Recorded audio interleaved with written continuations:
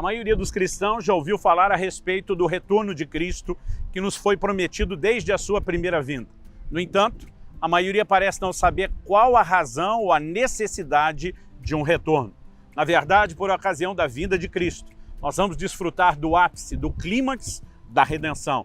E é a respeito disso que eu quero conversar com você. Fique comigo, nos próximos minutos vamos entender um pouco melhor esse assunto.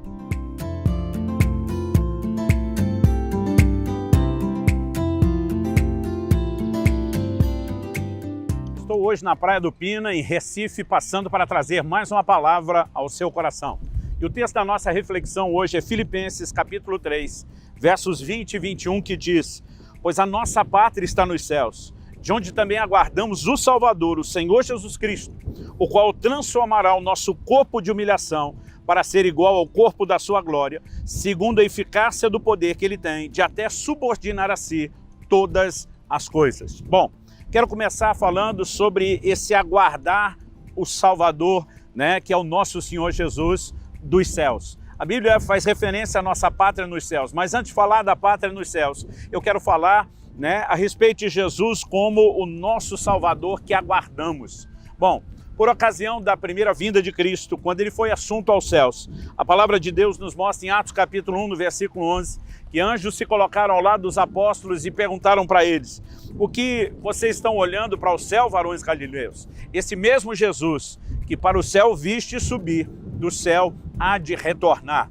Nós precisamos entender que a igreja tem se movido debaixo da promessa da vinda de Cristo desde o início. O próprio Senhor falou, não vou deixar vocês órfãos, eu vou preparar lugar, eu volto para buscá-los. No entanto, quando se olha as profecias do Messias no Velho Testamento, você não consegue enxergar a primeira e a segunda vinda de Jesus.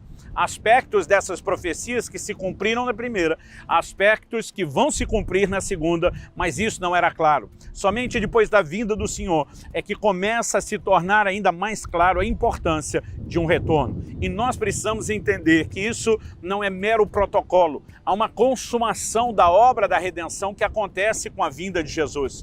E para que a gente entenda isso, talvez o primeiro ponto que possamos destacar aqui é que a salvação não terminou. O apóstolo Paulo escreve aos Romanos e diz que na esperança fomos salvos.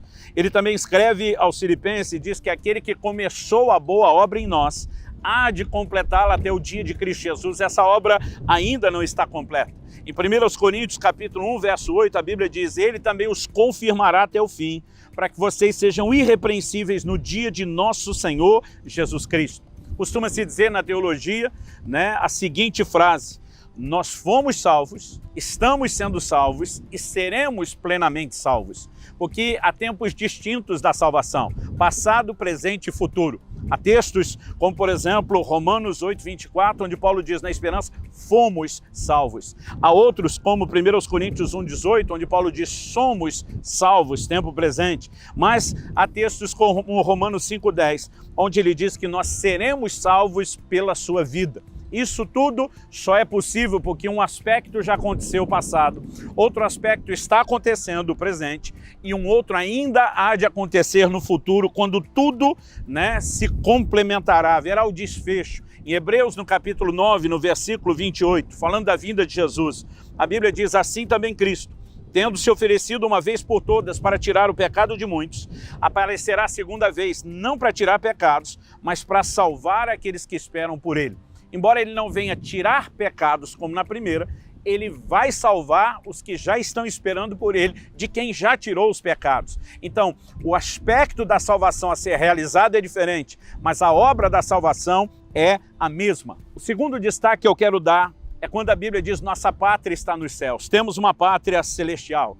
Desde os dias dos patriarcas como Abraão, pai da fé, isso já era uma ênfase. Hebreus capítulo 11, dos versículos 8 a 10, diz: pela fé Abraão, quando chamado, obedeceu a fim de ir para um lugar que devia receber como herança, e partiu sem saber para onde ia. Pela fé peregrinou na terra da promessa, como em terra alheia, habitando em tendas com Isaque e Jacó, herdeiros da mesma promessa. Porque Abraão aguardava a cidade que tem fundamentos, da qual Deus é o arquiteto e construtor. Mais do que apenas esperar estabelecer-se num novo lugar, criando uma nova nação, ele esperava pela cidade que tem fundamentos, da qual Deus é o arquiteto e construtor. O texto continua e logo depois dos versículos 13 a 16 de Hebreus 11 diz: todos estes morreram na fé, não obtiveram as promessas, mas viram-nas de longe e se alegraram com elas, confessando que eram estrangeiros e peregrinos na terra. Porque os que falam desse modo, o manifesto está procurando uma pátria. E se na verdade se lembrassem daquela de onde saíram, teriam oportunidade de voltar, mas agora desejam uma pátria superior. Quero destacar isso, pátria superior, isto é, celestial. Por isso Deus não se envergonha deles, de ser chamado seu Deus, porque lhes preparou cidade. Mencionei anteriormente que Jesus diz: vou preparar-vos lugar, mas não vou deixar vocês órfãos. Se eu for, eu voltarei, né? E vos levarei para que onde eu esteja, vocês também estejam. Nós precisamos de fato entender e perceber que a palavra de Deus diz em 1 de Pedro 2,11 que nós somos peregrinos e forasteiros. Estamos aqui de passagem. Isso não significa que não devemos ter planos e propósitos para abençoar essa terra, para fazer da nossa estadia algo marcante, impactante, mas precisamos entender que não temos o direito de criar raízes, né, como se aqui permaneceremos. Quando a palavra de Deus fala sobre sermos peregrinos e forasteiros, está em linha com o que Jesus diz lá em João 17, de 14 a 16, na chamada oração sacerdotal. Ele orando pelos seus discípulos diz ao Pai: eu lhes tenho dado a tua palavra e o mundo os odiou, porque eles não são do mundo, como eu também não sou. Não peço que os tires do mundo, mas que os guardes do mal.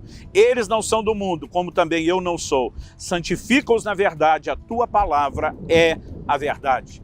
Nós somos orientados a não ter nenhum apego àquilo que é terreno. Em 1 Coríntios, no capítulo 7, nos versículos 30 e 31, Paulo diz assim: mas também os que choram, como se não chorasse, os que se alegram, como se não se alegrasse, os que compram, como se nada possuíssem, e os que se utilizam desse mundo, como se não fizessem uso dele, porque a aparência desse mundo passa.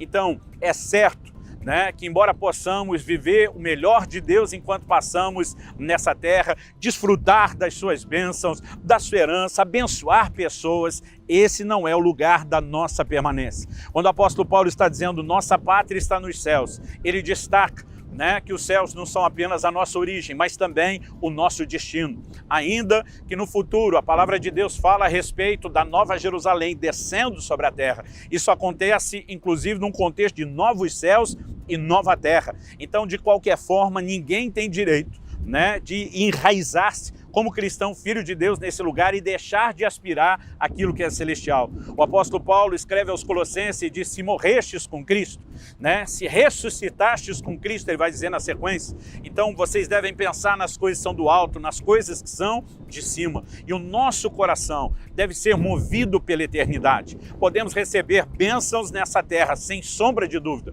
mas o apóstolo Paulo disse: é só para essa vida que esperamos em Cristo, nós somos de todos os homens os mais infelizes, os mais dignos de lástima. Porque se por um lado podemos ter bênçãos aqui, teremos a plenitude na pátria celestial, no lugar do desfecho da redenção. E falando em desfecho de redenção, o apóstolo Paulo diz no texto base que usamos de Filipenses 3, que quando o Senhor Jesus vier dos céus, da nossa pátria, como nosso Salvador, ele vai transformar o corpo da nossa humilhação para ser igual ao corpo da sua glória. Essa é outra promessa bíblica, de que haverá ressurreição para os mortos e de que aqueles que estiverem vivos por ocasião da vinda de Jesus serão transformados. Paulo disse isso aos Tessalonicenses, lá no capítulo 4, dos versículos 13 a 18, ele diz: irmãos, não queremos que vocês ignorem a verdade a respeito dos que dormem, para que não fiquem tristes como os demais que não têm esperança. Pois se cremos que Jesus morreu e ressuscitou, assim também Deus, mediante Jesus, trará na companhia dele os que dormem. E pela palavra do Senhor, lhes declaramos ainda o seguinte: nós os vivos, os que ficamos até a vinda do Senhor, de modo nenhum precederemos os que dormem. Porque o Senhor mesmo, dada a sua palavra de ordem, ouvida a voz do arcanjo, ressoada a trombeta de Deus, descerá dos céus, e os mortos em Cristo ressuscitarão primeiro. Depois nós, os vivos, os que ficarmos, seremos arrebatados juntamente com eles entre nuvens para o encontro do Senhor nos ares, e assim estaremos para sempre com o Senhor. De acordo com Hebreus capítulo 6, a ressurreição dos mortos está incluída nos rudimentos da doutrina de Cristo. No entanto, a maioria dos cristãos parece nem saber que isso vai acontecer, o que dizer entender o motivo. Por ocasião da primeira vinda, Jesus nos permitiu vivenciar o novo nascimento, uma mudança de natureza que acontece no nível do nosso espírito. No entanto, A transformação do nosso corpo é um evento futuro. É quando chegarmos ao clímax da redenção, nós vamos experimentar a chamada glorificação do corpo. O apóstolo Paulo diz que estamos aguardando a redenção do corpo, que o espírito daquele que ressuscitou a Jesus dentre os mortos vivificará futuro os nossos corpos mortais. Isso significa, que hoje, nessa primeira etapa da redenção de Cristo, nós temos uma natureza adâmica, pecaminosa, guerreando na carne contra a nova natureza que está no nosso espírito. É lógico que pela nova natureza nós podemos subjugar a velha e andar em vitória sobre o pecado. Quando o crente se converte, experimenta a santificação inicial, ele na verdade é livre da condenação dos pecados já cometidos. Mas quando ele começa a experimentar a santificação progressiva, ele passa a ser livre do poder do pecado, é a capacidade de não viver escravo do pecado, de não pecar. Mas na santificação final, nós seremos livres da presença do pecado, quando por meio dessa transformação, ele será finalmente erradicado de nós. Então se cumprirá plenamente as profecias da parte do Senhor e a redenção terá chegado ao seu clímax. Quando a gente pensa a respeito do futuro glorioso que nos aguarda, isso deve impactar o nosso presente. Em Filipenses 1:10, Paulo diz para que vocês aprovem as coisas excelentes e sejam sinceros, inculpáveis para o dia de Cristo. Enquanto o dia do ápice da redenção não chega, nós nos preparamos para estar cada vez mais perto dele. Como diz 1 João 3, versos 2 e 3, amados, agora somos filhos de Deus, mas ainda não se manifestou o que haveremos de ser. Sabemos que quando ele se manifestar, seremos semelhantes a ele, porque assim como ele é, nós haveremos de vê-lo. E todo que nele tem essa esperança, purifica-se a si mesmo, assim como ele é puro. Que o Senhor te abençoe, que você possa viver a redenção integral,